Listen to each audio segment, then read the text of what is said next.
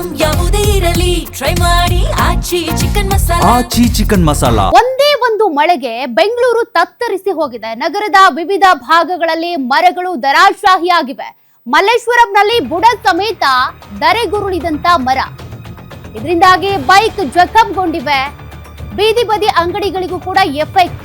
ರಸ್ತೆ ಬದಿಯಲ್ಲಿ ಅಂಗಡಿ ಇಟ್ಕೊಳ್ತಾ ಇದ್ರು, ಆದ್ರೀಗ ಮರ ಬಿದ್ದಿರೋದ್ರಿಂದ ವ್ಯಾಪಾರಕ್ಕೂ ಕೂಡ ಹೊಡೆತ ಬಿದ್ದಿದೆ. ಮಲ್ಲೇಶ್ವರಂನ 2ನೇ ಟೆಂಪಲ್ ಸ್ಟ್ರೀಟ್ ನಲ್ಲಿ ನಡೆದಿರುವಂತಹ ಘಟನೆ ಇದು. ಬೈಕ್ ಜಖಂಗೊಂಡಿವೆ ಮರ ಬಿದ್ದಿದ್ರಿಂದ. ಮಲ್ಲೇಶ್ವರಂನ ಹಲವು ಕ್ರಾಸ್ ನಲ್ಲಿ ಇದೇ ಪರಿಸ್ಥಿತಿ.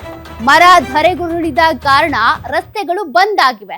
ನೀವು ಈ ಸರ್ಕಲ್ ಇಂದ ಮುಂದೊಂದು ಸರ್ಕಲ್ ಗೆ ಹೋಗ್ಬೇಕು ಅಂದ್ರೆ ಸುತ್ಕೊಂಡು ಹೋಗ್ಬೇಕು. ಯಾಕೆಂದ್ರೆ ಪ್ರತಿಯೊಂದು ಬೀದಿಲೂ ಒಂದಲ್ಲ ಒಂದು ಮರ ದರಾಶಾಹಿ ಆಗಿದೆ. ನೋಡಿ, ವಿದ್ಯುತ್ ಕಂಬಗಳು ಕೂಡ ಬಿದ್ದು ಹೋಗಿವೆ. ಸದ್ಯದ ಪರಿಸ್ಥಿತಿ ಹೇಗಿದೆ ಅಂದ್ರೆ, ಯಾವ ಸರ್ಕಲ್ಗೆ ಹೋದ್ರು, ಯಾವ ಏರಿಯಾಗೆ ಹೋದ್ರು ಅಲ್ಲಿ ಒಂದಲ್ಲ ಒಂದು ಮರ ಬಿದ್ದಿರುತ್ತೆ.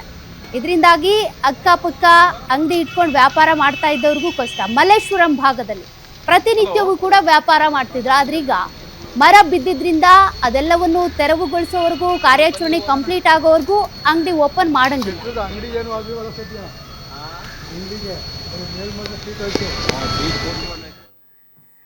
ಬೆಂಗಳೂರಿನಲ್ಲಿ ಸುರಿದಂತ ಮಳೆಗೆ ಅವಾಂತರಗಳೇ ಸೃಷ್ಟಿ ಆಗ್ಬಿಟ್ಟಿವೆ. ಹಲವೆಡೆ ಧರೆಗುರುಳಿವೆ ಮರಗಳು. ಚಲಿಸ್ತಾ ಇದ್ದಂತ ತಾರ್ ಜೀಪಿನ ಮೇಲೆನೆ ಮರ ಬಿದ್ದ್ಬಿಟ್ಟಿದೆ.